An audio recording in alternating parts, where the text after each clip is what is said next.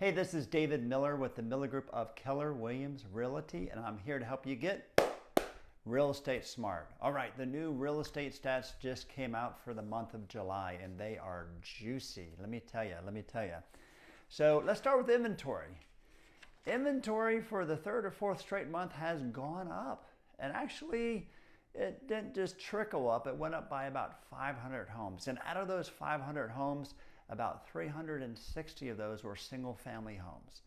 So that's great, but let's put this in perspective.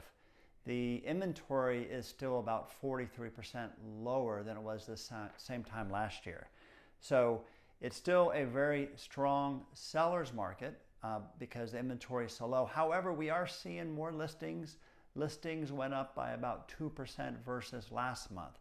So more people are starting to put their houses on the market, which is sort of odd a little bit because usually they do that in the spring and summer right before school gets out. So obviously school started this past week and they're still going up. So that's good. We need more inventory.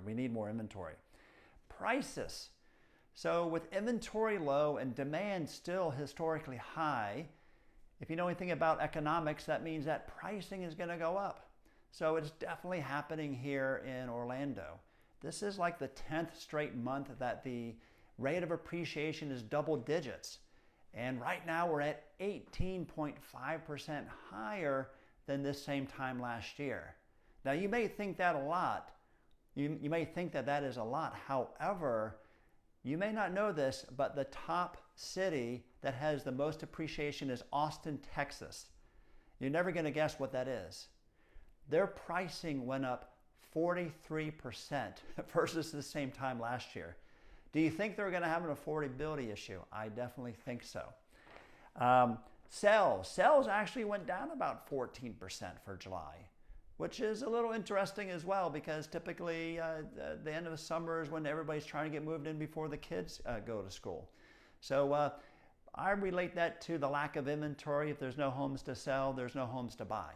And I really feel that's probably the case here as well.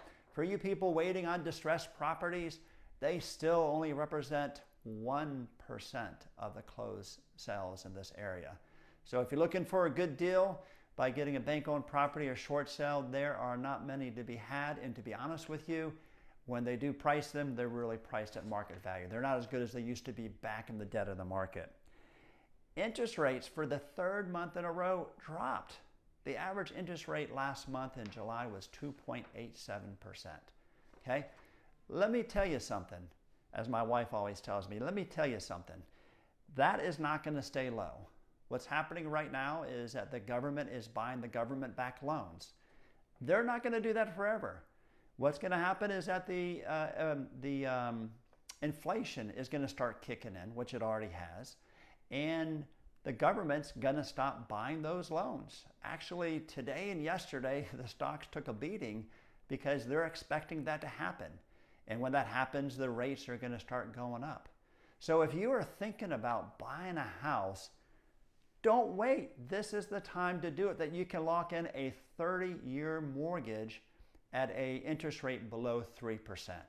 So there's nothing better yet. So that is what's going on in the market. If you like what we have to say, make sure to like our YouTube page here because we have video blogs that come out on a weekly basis on information that would be important to you. So I hope that you are now real estate smart. Have a great day.